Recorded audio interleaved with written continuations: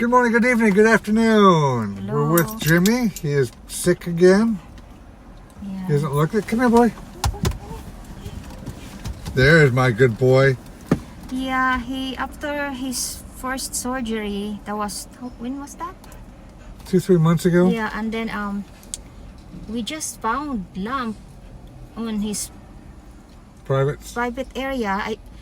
You argue with me. I You was thought trying to think of happy thoughts. no, but you didn't really thought. Well, I thought it was too, but I didn't want to tell you Yeah, that. I know. I'm trying not to panic Oh, you. really?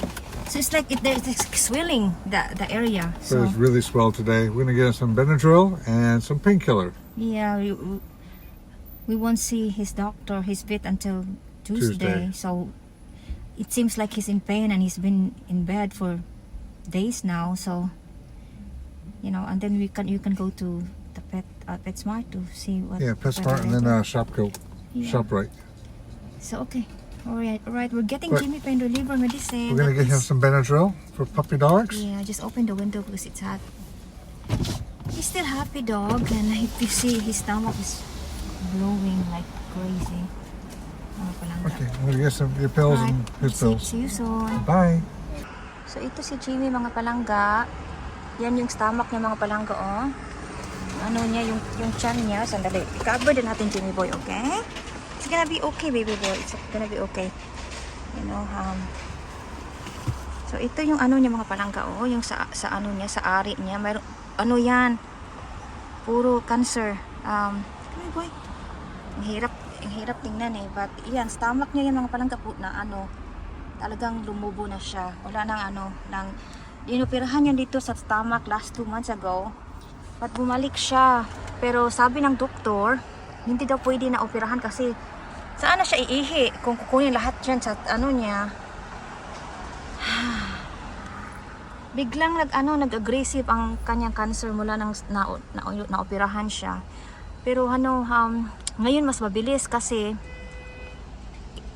last week lang, parang swelling lang siya. Tapos ngayon, last week lang, 1 linggo. Ganyan na, parang puputok na siya. So, pag puputok na yan, mga palangga, wala na yan. Ano na yan, pagpupunta na yan sa mga blood, yun na yung maapektuhan na lahat ng organs. Kasi yung kanya advance na-save pa siya ng 2 buwan kasi inoperahan nga siya. Ang mahal-mahal ang gastos namin kasi, wala naman si Jimmy health insurance kasi, aso, hindi naman natin mayroong mga insurance dito mga aso, kaya lang hindi namin nakunan to ng insurance Jimmy kasi healthy man siya, hindi siya sakitin na aso. Di ba may mga aso na mga sakitin yung puppy pa, ito hindi yan, minsan hindi talaga yan nagkasakit mga palangga sa 10 years niya na sa amin. Healthy yan ang aso namin. Lately na nga lang medyo mahina na siya, pero pa rin siya mga palangga, lumalaban si Jimmy, kumakain pa rin siya. Tignan mo ngayon ha, ilang araw yan siya palagi sa bed, pero pag sabi car ride, talagang masaya yan siya kahit sakit na siguro yan. So kukunan namin siya ng pain reliever kasi sa Tuesday titignan namin kung anong magagawa ng doktor. Kung sasabihin ng doktor na i-chemotherapy o whatever, yung chemo kasi matanda na si Jimmy, hindi na yata niya kakayanin to.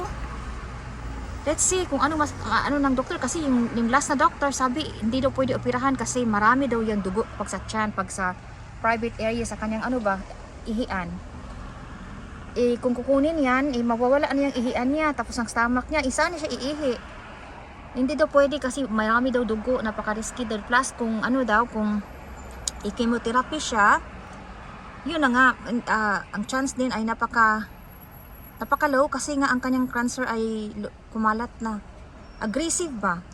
Pero despite sa kanyang cancer na aggressive mga palangga, tignan niyo naman si Jimmy, hindi siya payat. Hindi siya nag-lose ng weight. Bakit hindi siya nag-lose ng weight? Kasi kumakain siya. Masaya siyang aso. Masaya pa rin siya. Never man siya mga palangga. Tignan mo ang tiyan niya mga palangga. Napakalaki ng tiyan ni G. Napakalaki ng kanyang kanyang ari. Lumubo.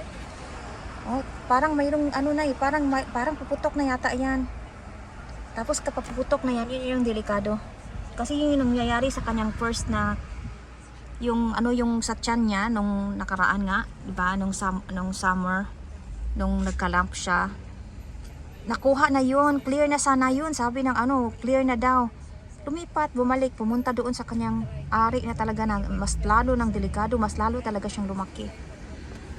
Okay na rin kasi kung pipilitin pa natin ipagamot si Jimmy, babalik, magkakasakit din naman siya. Tapos ngayon ano na siya, ngayon after sa surgery nang medyo malakas na sana siya, kaya lang bumalik na naman, mas lalo pang dumoble. So ang importante na lang sa kanya ngayon na hindi siya mag-suffer ng pain. So pupunta kami sa PetSmart, yung sa mga kung titingin kami doon kung anong pain reliever ng mga, may doctor naman yun doon kasi yung kanyang vet na nag-opera sa kanya, sa Tuesday pa namin makakausap. Yeah, Jimmy, thank you. Thank you sa mga nagdasal sa akin. Thank you sa mga nagdasal kay Jimmy boy. Whoop whoop. Thank you, appreciate so much. Ayan, si Jimmy, ilang araw na lang siguro to. Pagpuputok na yan mga palangga, magbi-bleeding na yan kagaya ng dati na niya. Yun na yung pinakadelikado.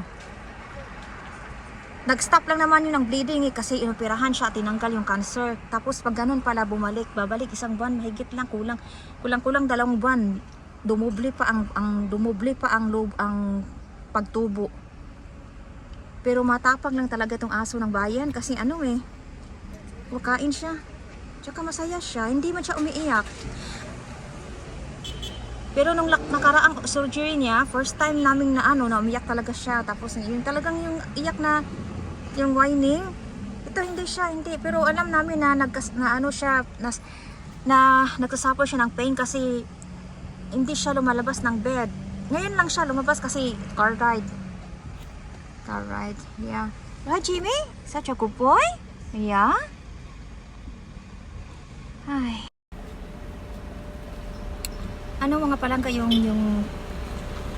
nararamdaman ko ngayon, parang gusto ko na lang din na mapahinga na si Jimmy kasi ayokong makita siya nung nakaraan kasi bago siya, yung pumutok na, kinatatakot ko ngayon mga palangga pagpuputok na yan kasi pagpuputok na talaga yan, magbi-bleeding na yan siya.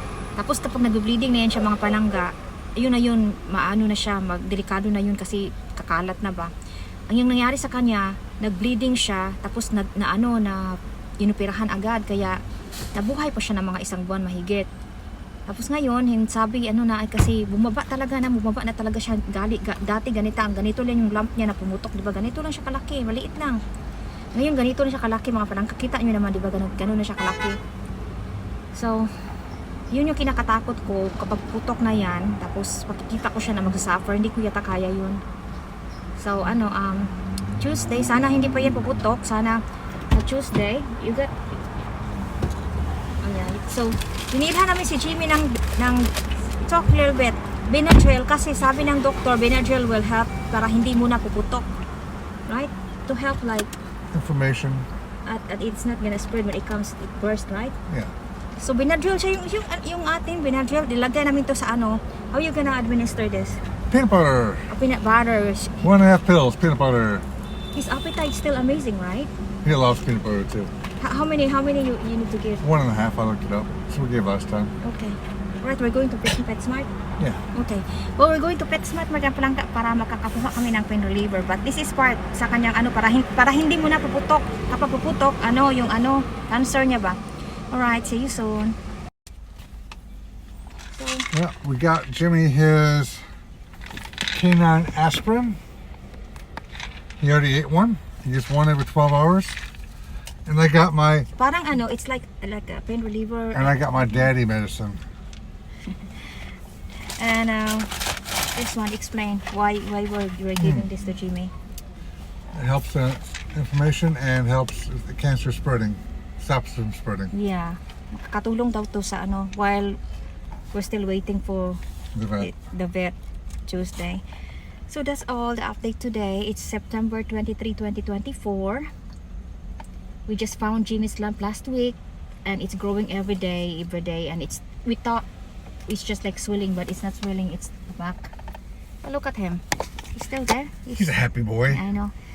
So that's all for Once today. he's happy, I mean, that's the best we can do. Keep him happy. As long as he's not in pain. That's why we're giving this pain medicine. When again? One a day, at midnight, before we go to bed. So we're going home now mga palangga because we're cleaning. So I'm done cleaning for the day. it's Friday, it's family day. Anna's expecting something. You know.